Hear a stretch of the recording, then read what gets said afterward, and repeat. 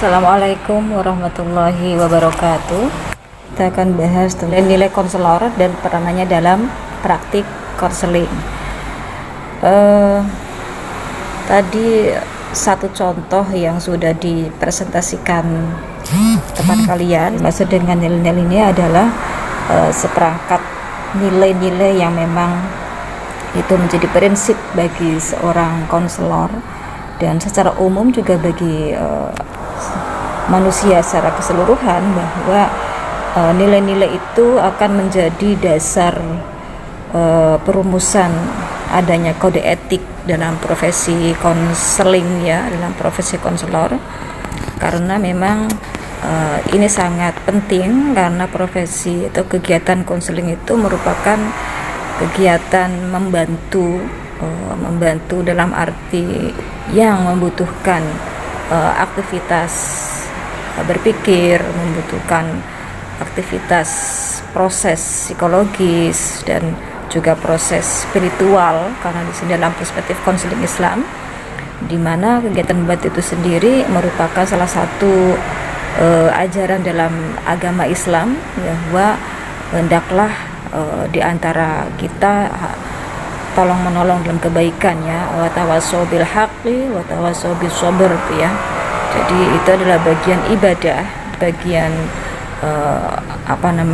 kewajiban bagi setiap muslim untuk menolong sesamanya dalam hal kebaikan. Menolong di sini tidak hanya dalam arti menolong sifat materi atau lahiriah, tapi juga bagaimana membantu seorang untuk keluar dari suatu kesulitan, keluar dari suatu permasalahan. Itu juga bagian dari menolong atau membantu yang menjadi prinsip dasar nilai dalam kegiatan konseling. Dan karena yang menjadi sasaran pendampingan, sasaran kegiatan menolong kita itu adalah sama-sama manusia, yang dia meskipun secara psikis, secara spiritual atau secara religius mungkin kondisi konseling itu dalam keadaan lemah, dalam keadaan labil, tetapi tetap di sisi lain dia adalah juga manusia yang memiliki hak, yang memiliki kebutuhan untuk dihargai, untuk diakui. Dia juga punya kelemahan dan juga punya kelebihan. Di sisi lain, seorang konselor juga adalah manusia yang punya hak untuk dihargai, dihormati, dan diberi kepercayaan, sehingga di situ ada saling membutuhkan, saling take and give, gitu, ya. Nah, untuk terjaganya hubungan komunikasi konseling yang baik sehingga tercapai satu tujuan konseling, maka memang di situ juga perlu adanya rumusan-rumusan, batasan-batasan, ketentuan-ketentuan yang bisa memberikan rasa aman, rasa leluasa, bebas beraktual, bebas untuk berkreasi, melakukan aktivitas dan perannya masing-masing. Maka perlu ada batasan dalam kebebasan, tetapi kebebasan yang bertanggung jawab. Nah, di sini kode etik itu dirumuskan berbasis pada adanya nilai-nilai yang perlu diperhatikan, baik itu berlaku bagi konselor maupun bagi konseli. Manusia dengan segala dimensi jasmaninya, dimensi rohaninya, dan dimensi nafsaninya itu tidak terlepas dari nilai kehidupan, terutama nilai-nilai agama, nilai-nilai religius, kemudian nilai-nilai sosial, hubungan kemanusiaan, dan nilai-nilai kebudayaan, itu, ya, yang itu tentu akan menjadi latar belakang proses pembentukan pemahaman diri, pembentukan kepribadian yang akan berpengaruh dan memberikan kontribusi terhadap cara pandang, cara seseorang dalam menghadapi setiap permasalahan. Oleh karenanya rumusan keberadaan kode etik itu juga tidak terlepas dari realitas dasar nilai yang itu juga memang melingkupi dalam kehidupan manusia. Di materi yang pernah Ibu share, ya, jika kalian membaca dan memahami, bisa diikuti bagaimana apa itu kode etik, apa manfaatnya atau fungsinya dalam kegiatan konseling, baik bagi konselor maupun bagi konseli. Yang jelas bahwa yang perlu kita perhatikan dari tujuan adanya kode etik itu adalah terutama untuk melindungi konselor ya, konselor yang menjadi anggota asosiasi dan konseli sebagai penerima layanan. Kenapa? Karena memang di sini konselor sama halnya dengan profesi dokter atau profesi terapis atau profesi pengacara yang situ memiliki asosiasi atau komunitas profesi yang supaya ada keseragaman ya, keseragaman visi, keseragaman misi, kesepahaman, ada kesepakatan nilai-nilai yang menjadi pedoman bagi setiap profesi konselor untuk bisa menjalankan praktek konselingnya dengan sungguh-sungguh dan dengan seprofesional mungkin ya, karena ini terkait atau menyangkut dengan kehidupan manusia ya.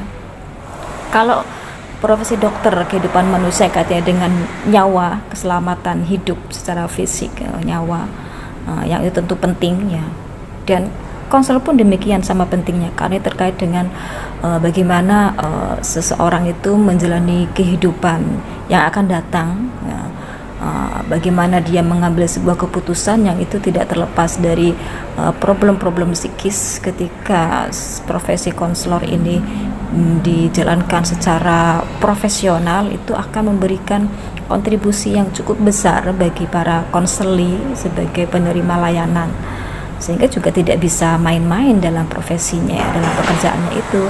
Maka di situ perlu ada batasan-batasan, ketentuan-ketentuan, aturan-aturan yang bisa menjadi warning, menjadi pedoman setiap konselor dan juga perlu diperhatikan bagi konselir ya. Kemudian mendukung misi asosiasi bimbingan dan konseling Islam itu ya, bimbingan dan konseling itu ya. Dalam hal ini baik konseling secara umum maupun dalam konseling Islam ya, konselor secara umum maupun konselor Islam ya hakikatnya sama, meskipun dalam konselor Islam tentu nanti ada perumusan prinsip-prinsip nilai ajaran Islam yang akan menjadi acuan dasar dalam profesi konseling ya. Kemudian bahwa kode etik akan membantu konselor dalam membangun kegiatan layanan yang profesional, saya jelaskan tadi, menjadi landasan dalam menghadapi dan menyelesaikan keluhan setelah permasalahan. Jadi dari tujuan itulah kemudian bagaimana nilai-nilai itu bisa menjadi dasar untuk perumusan kode etik, dan itu perlu diresapi bagi para profesi tenaga konselor itu ya, yang menjadi batasan apa yang harus dilakukan dan apa yang tidak boleh dilakukan ya. Mengapa harus ada kode etik sudah tadi disampaikan saya kira ya. Nah di sini kaidah-kaidah perilaku ya, ini juga tentu terkait dengan adanya nilai kemanusiaan, nilai sosial kemanusiaan, nilai-nilai kebudayaan ya, bahwa hakikatnya setiap orang memiliki hak untuk mendapatkan penghargaan sebagai manusia, karena manusia itu adalah makhluk Allah yang ditinggikan derajatnya, yang mulia kedudukannya. Hanya manusialah ya Allah anugerahi dengan akal pikiran yang itu membedakan antara manusia dengan makhluk lainnya.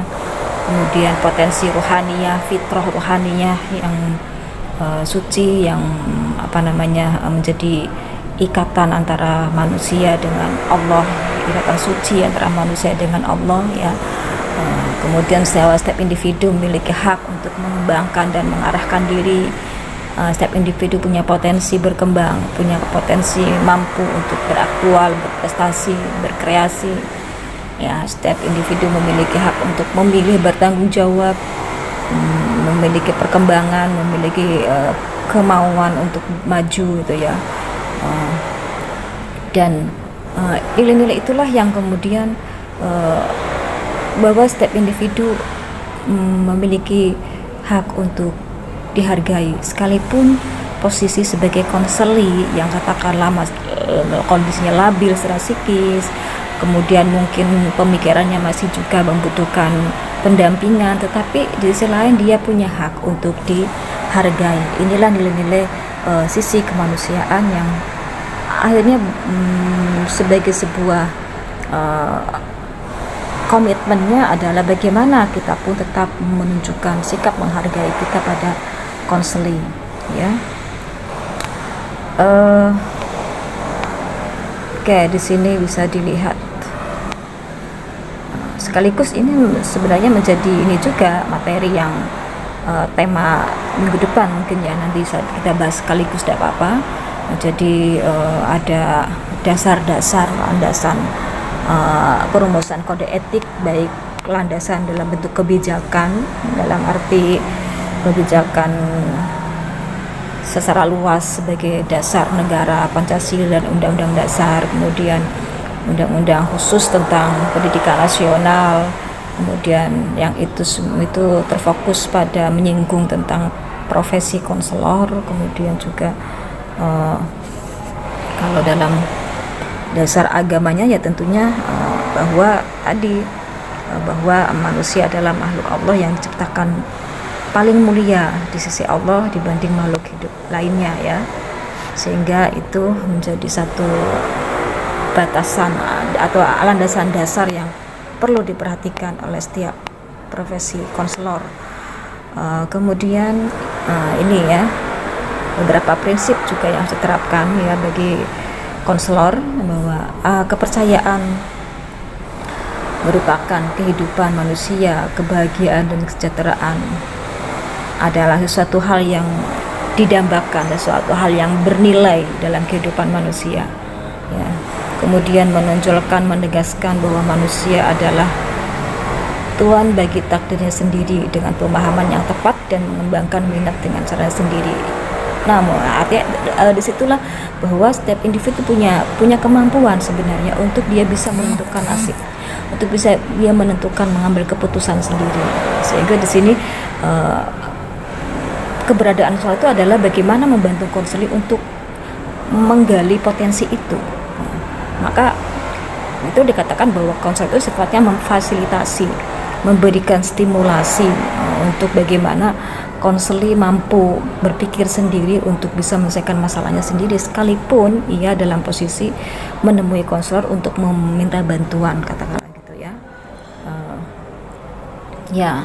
Jadi bahwa setiap individu punya hak dan kebebasan ini justru disampaikan juga dalam konselingnya Ellis sebagai pelopor konseling rasional emotif itu ya, masih ingat mungkin ya, bahwa kalau dalam konseling barat itu rasional emotif yang mempercaya bahwa setiap individu punya kemampuan untuk berpikir, untuk kemampuan berpikir rasional sebagai salah satu alternatif solusi untuk membantu orang menyelesaikan masalahnya. Karena terkadang orang yang sedang terlibat dalam masalah dan tidak mampu menyelesaikan itu cenderung berpikir tidak rasional, lebih emosional dan berpikir secara sempit hanya pada satu sudut pandang. Nah, ini juga bagian dari kesadaran nilai yang harus dibangun oleh konselor, bahwa itu sesuatu yang perlu diperbaiki pada diri konseling, memberikan pandangan-pandangan untuk membuka wawasan, membuka pemikirannya lebih luas, memandang permasalahan itu dari berbagai sudut pandang. Dan itu adalah dalam konteks Islam ini juga bagian dari terapi atau konseling Islam, karena di situ dalam Islam kita ada prinsip bahwa ada bahwa dalam psikologi Islam bahwa Allah menciptakan manusia dengan anugerah akal, itu kan juga hakikatnya untuk berpikir manusia, supaya manusia menggunakan akalnya, supaya manusia mampu berpikir untuk bagaimana dia menghadapi permasalahan.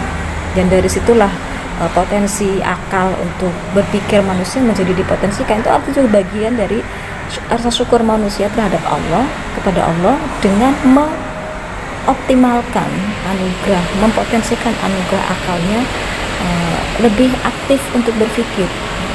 Jadi bagi mereka yang terbiasa pasif, tidak mau berpikir, tidak mau menyelesaikan masalah, itu artinya sama saja dia tidak menikmati anugerah Allah dalam bentuk akal itu.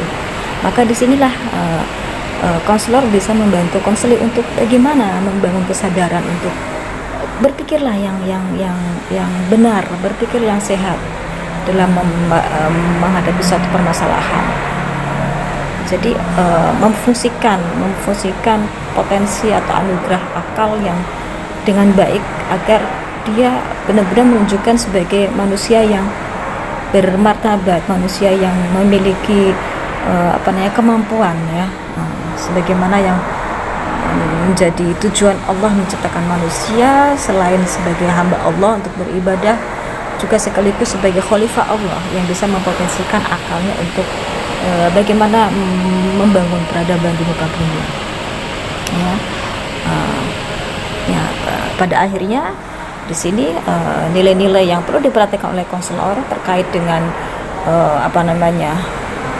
batasan-batasan etika yang bagaimana itu kaitannya dengan ketika konselor memberikan konseling, kembali pada satu kesadaran bahwa setiap manusia memiliki potensi fitrah yang baik dan condong pada jalan yang lurus. Kalaupun ketika itu dia melakukan kesalahan, melakukan dosa, itu artinya ada sesuatu yang perlu diluruskan gitu ya. Kemudian bahwa manusia dalam makhluk yang bermartabat, dengan kesalahan atau dosa yang dilakukan, tetap masih ada kesempatan bagi manusia untuk memperbaikinya. Selama Allah memberikan kesempatan seorang itu dengan kehidupan, dengan keberadaannya di muka bumi, itu artinya Allah masih memberikan peluang, kesempatan bagi setiap manusia untuk berubah. Kemudian maka tugas konselor adalah untuk membantunya. Dan kembali lagi bahwa konselor hakikatnya bertugas membantu konseling menyadari akan prinsip dan nilai sebuah kebenaran yang bersumber dari wahyu ya. Itu endingnya ya. Jadi endingnya itu bagaimana terselesaikannya masalah konseling satu sisi, tapi di sisi lain konseling pun menyadari akan peran nilai-nilai agama dalam kehidupannya. Oke, terima kasih. Assalamualaikum warahmatullahi wabarakatuh.